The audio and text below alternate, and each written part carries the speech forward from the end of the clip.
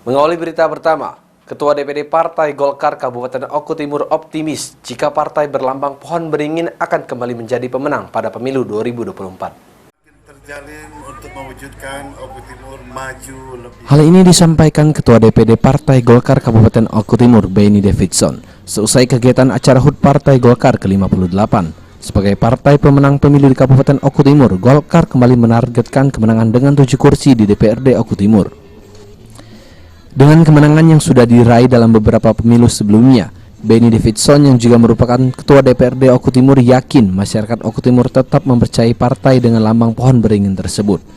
Dirinya berterima kasih atas kepercayaan masyarakat Oku Timur selama ini dan berharap semoga berlanjut di pemilu 2024. Mendapatkan kepercayaan dari masyarakat Kabupaten Oku Timur dan tahun 2024 tampil kembali sebagai partai pemenang pemilu di Kabupaten Oku Timur.